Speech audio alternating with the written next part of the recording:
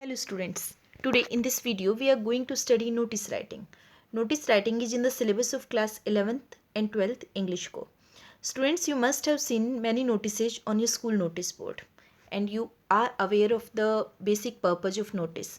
That a notice that is meant to be written to inform a large number of people about some specific information. These information may be about something that has already happened or an event that is going to happen.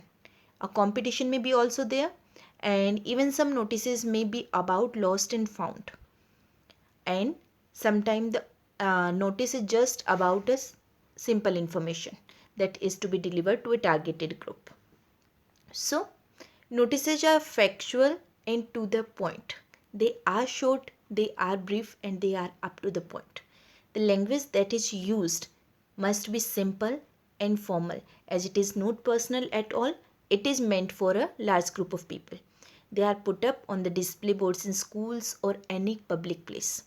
So here, what does the CBSE require from us? CBSE has included notice in its 11th and 12th class syllabus, and it has given 4 marks for notice in advanced writing section. And if we go by the marking scheme of 2019-20 English Core class 12th, then CBSE has divided these 4 marks in 3 parts: format, then content, and then expression.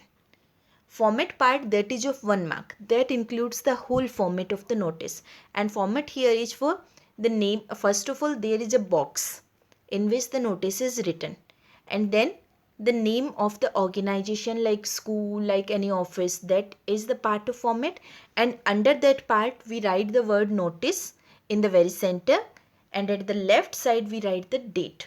Then the heading or title for notice is also given, and after that content is written, and under that content at the left lower end we write the name, designation, and signature of the person who has issued that notice. So the box, this organization name, notice, date, heading, and the designation, name, and signature of the person, they are the part of format and they carry 1 mark. Then content. Content is the part that is actually being informed to the readers about anything that we are going to inform. That is includes the part of the content. In content, something is expressed or something is told, and all the basic details of that thing is also discussed. And then expression. Expression is the thing that you are presenting. What is the manner that you have selected, mean your choice of words, your grammatical knowledge, and then your coherence, your correlation of the sentences, your logical sequence. These all things, they are the part of expression. So format, then content that matter, and then expression, how you are presenting the things. These are the 3 basic criteria in which these 4 marks are divided. Then we discuss the format of the notice. First of all, name of organization or office issuing the notice. We'll write in the very center of the box, the very beginning line, that is the name of organization. Then we write notice word in the middle and date in the left side. Then we write the heading or title, the suitable title for the notice, and after that body of notice, and at the end we write the signature, name, and designation of the person that has issued the notice. And if we go in a detail, then again format, we discuss that first of all, look, we have written name of the institution, school, college, office, anything. Then the notice word, and then left side date, in the center heading or title, and then in one paragraph, one single paragraph, we write content. And there is also one thing that is mentioned here, that try to keep it short and up to the point, because the word limit is 50 words only. Include details like time, date, and venue, etc. if they are necessary. Then leave a line. Leave a line that creates the difference between the content and the remaining part of format. And at the lower end, signature, full name, and designation. If required, we'll write the designation, and if it has already been mentioned, that we won't write.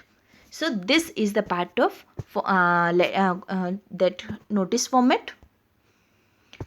Here we'll discuss the basic characteristics of notice. An effective notice, how to write an effective notice. The first and the foremost criteria, that is to the point.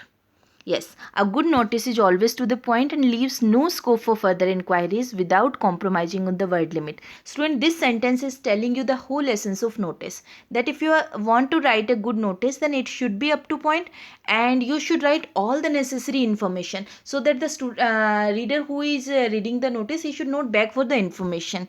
And you also have not to compromise with the word limit. Word limit, that is 50 words. It means the notice must be compact. Language should be formal and preferably in third person. And then clearly stated purpose. Whatever you are writing about, that must be very clearly said, that must be very clearly expressed. You must not deviate from one thing to the another, and you must not, I must say that you must not making introductions type. A notice should contain all these necessary details, like first of all, name of the issuing agency, like school, as I already told you. Then subject and date of issue, release of the notice, that is also important. Then event, for what you are writing about. Then date, time, duration, that thing when it is going to happen, what is the timing and what is the duration. And then place and venue also, if applicable, we have to write these things. And then at the end, authorized signatory, who has issued the notice, his name and signature must be there at the end to make it valid. And then the next important points that are to be remembered while notice for a good notice and also for scoring good marks in your examination. First of all, do not cross the word limit to avoid penalty of marks. And then the next thing, first is always adhere to the word limit. That will bring you good marks as well as it will save your time in examination. Always enclose the notice in a box. Draw neat line with a sharp pencil using a ruler. Never draw the line towards the bottom until or unless you are done with the content. Yes, by the time you finish your notice, after that time only you should draw the bottom line, because you don't know where your content will finish. And draw the box with a very neat lining. Don't draw like anything, and use a sharp pencil.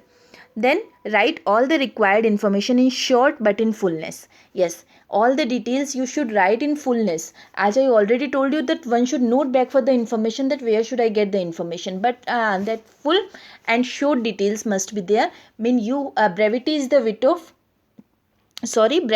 soul of wit. That is applied here. Don't use personal language. It is meant for a large number of readers. We are not personally writing one thing or the notice to another person. This is meant for a large number of audience or readers. Then do not deviate from your purpose. Do not deviate. Do not talk about the other things. Directly state whatever you want to say. Then here I am giving you one example, that you are Mahesh Roy, head boy of your school, writing a notice in not more than 50 words informing the students about the forthcoming historical tour to Mysore. Give all the necessary details regarding duration and cost. So students, you are asked such type of questions in your examination, and from questions you are to bring out the information. Like you are Mahesh Roy, head boy of the school. In this sentence we are having two information: the name and the designation of the person who is writing the letter, and also the notice issuing organization, that is school. But the name is not given, so we have to use here some imaginary name. Otherwise the name is when the name is given, you will write that name only in the beginning. Then write a notice in not more than 50 words. Here you have been informed about the word limit, and then the students about the forthcoming historical tour to Mysore. Here you have been informed about the purpose. You have to inform the students about the Mysore trip. Give all the necessary details regarding the duration and cost, and this is the part of content, whatever information you have to give. Then if we go through the format, first of all we have written an imaginary school name, that is Raman Senior Secondary School, Bhubaneswar. Then at the bottom of it or at the lower part of it we have written notice, and at the left side we have written the date. Then a title or a heading that represent your whole content, that is historical trip to Mysore.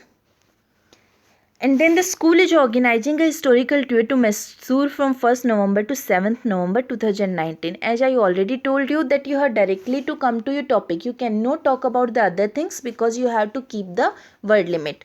So directly you have come to your topic that your school is organizing a historical tour to Mysore from 1st November to 7th November 2009. You have mentioned two things here about the tour, and then you have mentioned the dates.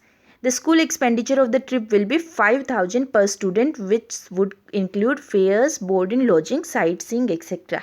You have brought in here the other required details like the tour charges, and then what will be the facilities that will be provided during the trip, like the board and lodging, fares, sightseeing, etc. It means the students are aware now. They don't have to buy the tickets for them personally. This will be arranged by the school within those 5,000 rupees. And then the trip itinerary is available with the undersigned. Yes, if anyone wants to know about the details, itinerary that is available with the undersigned, that is Mahesh Roy, head boy. An interested student from class 8th to 10th can give their names to the undersigned. And here we have the targeted readers. Those are the students of 8th to 10th. And if they want to give their names, if they are interested, they want to go, they can submit their names with the undersigned, that is Mahesh Roy, head boy. So we have known all the information here, and the students are not begging here and there about the information. So the things that a notice should contain, we have mentioned all these things. It is a very compact form of notice. So what did we learn, students? That notice should be eye-catching, precise, concrete and attractive. Yes, they should be eye-catching. Eye-catching doesn't mean that we will start drawing the things like painting, etc. on the notice. That is a formal kind of writing. So their formation should be eye-catching. Then they must be precise, mean exact. Whatever information they are giving, that must be direct. Then concrete, and then attractive. It should attract the spectator's attention. As soon as the reader gets to know about the notice, he should be attracted towards that notice. And then if the spectator read notice, our purpose of writing notice is solved then and there. Yes, if our targeted readers read it, then our purpose is solved, because we wanted to give the information and they have read the information. Our objective should be clear enough so that it should solve our purpose without creating confusion and chaos. There should not be any kind of confusion, any kind of chaos, any kind of disturbance in their mind. If these things are achieved, then yes, we have written a very good notice. So I hope, students, that you have totally understood what actually is a notice, what is the process that we have to follow to write a good notice, and how we can write a very compact notice. I in description box will mention some of the examples that are solved and some unsolved examples of notice writing, so that you can go through a whole practice of how to write a good notice. I hope you have understood, you have enjoyed the video, you have learned something from it. So keep learning. Thank you.